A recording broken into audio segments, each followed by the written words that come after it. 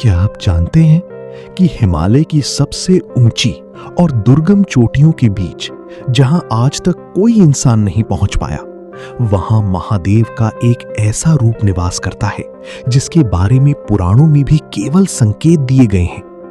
एक ऐसा सत्य जिसे अगर आज के विज्ञान ने जान लिया तो ब्रह्मांड के सारे नियम बदल जाएंगे। सोचिए, क्या होगा अगर मैं आपसे कहूं कि आप जिस शिव को केवल संहार का देवता मानते हैं, वो असल में इस पूरी सृष्टि के समय को नियंत्रित करते हैं। और एक बार, सिर्फ एक बार, महादेव ने समय की इस सुई को हमेशा के लिए रोकने का फैसला कर लिया था। अगर वो ऐसा कर देते तो न मैं होता, न आप होते और न ही ये संसार। आखिर क्यों महादेव ने उठाया था ऐसा कदम? और हिमालय की उस गुफा में आज भी कौन सा दिव्य रहस्य छिपा है जिसे सुनकर आपके रोंगटे खड़े हो जाएंगे? नमस्कार मित्रों, आपका स्वागत है आपके अपने चैनल अनमोल देववाणी पर। आज की इस महागाथा को भूलकर भी बीच में मत छोड़ना, क्योंकि आज आप शिव के उस रूप से मिलने वाले हैं जिससे आज तक पूरी दुनिया अनजान रही है। चलिए चलते हैं उस कालखंड में जहां समय की शुरुआत हुई थी।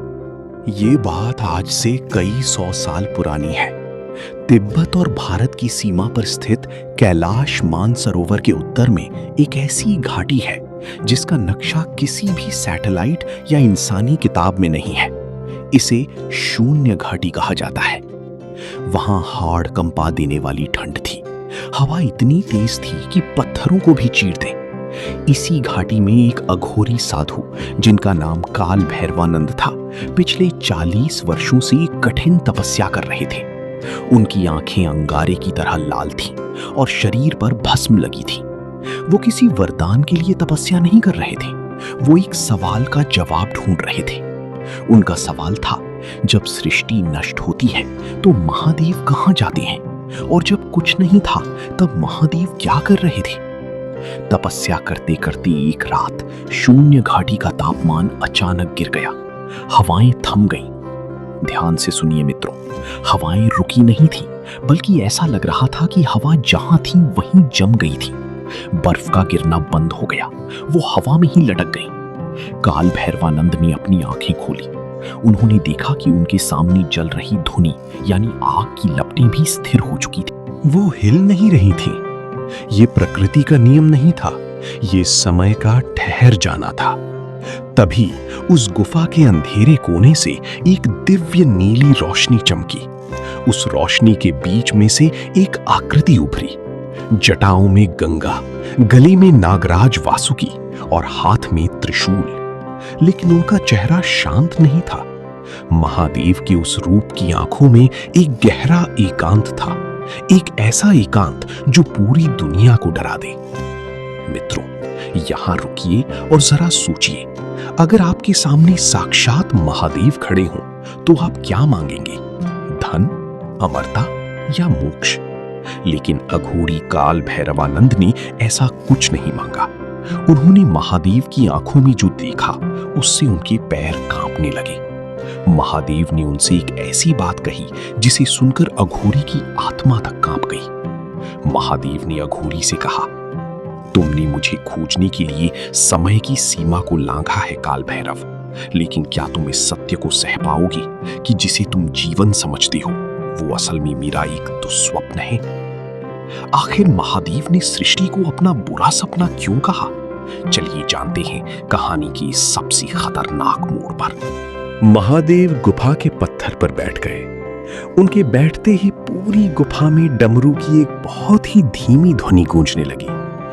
ओम ओम ओम। अघोरी काल भैरवानंद ने महादेव के चरणों में साष्टांग प्रणाम किया और थरथराते हुए पूछा, हे त्रिकालदर्शी, हे महाकाल, आपकी इस कथन का क्या अर्थ है? ये संसार, ये नदियां, ये मनुष्य, क्या ये सब सत्य नहीं है? महादेव मुस्कुराए, लेकिन उस मुस्कान में एक असीम दर्द था। उन्होंने कहा, काल भैरव, मनुष्य सोचता है कि मैं केवल तब प्रकट होता हूं जब कोई मुझे पुकारता है, लेकिन सत्य ये है कि मैं हमेशा यही हूं। इस ब्रह्मांड के बनने से पहले भी मैं था और इसके मिटने के बाद भी मैं ही रहूंगा। मनुष्य जिसे समय कहता है वो कुछ और नहीं बल्कि मेरी सांसों की गति है। जब मैं सांस बाहर छोड़ता हूं तो एक नई सृष्टि का निर्माण होता है। करोड़ों आकाश गंगाएं बनती हैं, जीव पैदा होते हैं, युग बीतते हैं। और जब मैं सांस अंदर खींचता हूं तो सब कुछ मुझ में विलीन हो जाता है। अघोरी ने हाथ जोड़कर कहा, प्रभु, ये तो सृष्टि का नियम है, इसमें रहस्य क्या है? महादेव की आंखें अचानक गंभीर हो गईं। उन्होंने कहा, रहस्य ये है काल भैरव कि इस बार जब मैंने सांस अंदर खींची तो मैंने अगली सांस बाहर न लेने का निर्णय किया था। मैं इस सृष्टि को दोबारा बनाना ही नहीं चाहता था। ये सुनते ही अघोरी स्तब्ध रह गए। अगर महादेव नई सृष्टि ना बनाते तो इस संसार का अस्तित्व ही नहीं होता। उन्होंने पूछा, लेकिन क्यों प्रभु, आप तो करुणामयी हैं, फिर आप अपनी ही संतान को जीवन देने से क्यों कतरा रहे थे? महादेव ने अपने त्रिशूल की ओर देखा और बोले, क्योंकि मनुष्य अपने कर्मों से इस सुंदर ब्रह्मांड को एक नरक में बदल देता है। स्वार्थ, ईर्ष्या, क्रोध और अहंकार। जब त्रेता और द्वापर में मेरा क्रोध बढ़ा तो मैंने अवतार लिए, लेकिन इस कलयुग का अंत इतना भयानक होने वाला है जिसे देखकर मेरा वैराग्य भी डोल जाता है। इसलिए मैंने समय की गति को रोकने का मन बना लिया था। कहानी यहां एक ऐसा मोड़ लेती है जिसके बारे में किसी भी पुराण में खुलकर नहीं लिखा गया। अगर महादेव ने सृष्टि ना बनाने का फैसला कर लिया था तो फिर आज हम और आप यहां कैसे जीवित हैं? महादेव का वो फैसला किसने बदला? क्या कोई ऐसी शक्ति थी जिसने महाकाल को भी अपना निर्णय बदलने पर मजबूर कर दिया? या फिर इसके पीछे माता पार्वती की कोई दिव्य लीला थी? आगे जो हुआ उसे सुनकर भगवान शिव की प्रति आपकी भक्ति 1000 गुना बढ़ जाएगी। अगर आप सच्चे शिव भक्त हैं तो कमेंट में अभी हर हर महादेव लिख दीजिए और चलिए जानते हैं उस परम सत्य को। महादेव की बात सुनकर अघोरी काल भैरवानंद के पास कोई शब्द नहीं बचे थे। तभी उस जम चुकी हवा के बीच गुफा की दीवारों से एक दिव्य वीणा की आवाज गूंजने लगी। वहां साक्षात माता आदिशक्ति पार्वती प्रकट हुई। उनके चेहरे पर ममता और करुणा का भाव था। माता ने महादेव की ओर देखा और कहा, स्वामी, आपकी चिंता उचित है। मनुष्य कलयुग में अपनी मर्यादाएं भूल जाएगा, वो प्रकृति को नष्ट करेगा, वो भाइयों का रक्त बहाएगा। लेकिन क्या आप उस एक सच्चे भक्त के लिए इस पूरी सृष्टि का त्याग कर देंगे जो इस कलयुग के अंधकार में भी आपका नाम जपेगा? महादेव ने कहा, पार्वती, जब अंधकार असीम हो तो एक दिए का प्रकाश मायने नहीं रखता। माता पार्वती मुस्कुराई और उन्होंने अघोरी काल भैरवानंद की तरफ इशारा किया। उन्होंने कहा, स्वामी, जरा इस अघोरी को देखिए। इसने अपने जीवन के 40 वर्ष केवल आपकी एक झलक पाने के लिए इस हाड़ कंपा देने वाली ठंड में बिता दिए। क्या इसका ये प्रेम, क्या इसकी ये भक्ति झूठी है? कलयुग में भले ही पापी करोड़ों होंगे, लेकिन आपके भक्त भी ऐसे होंगे जो पत्थरों में भी आपको ढूंढ लेंगे। क्या आप उनके लिए भी अपने द्वार बंद कर देंगे? माता पार्वती के इन शब्दों में इतनी करुणा थी कि महादेव की आंखें नम हो गईं।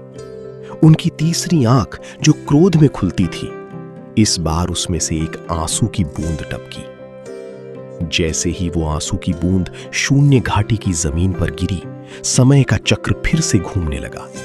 हवाएं चलने लगीं, बर्फ गिरने लगी और धूनी की आग फिर से धधक उठी। महादेव ने काल भैरवानंद से कहा, तुम्हारी भक्ति और देवी पार्वती की करुणा ने आज इस सृष्टि को बचा लिया।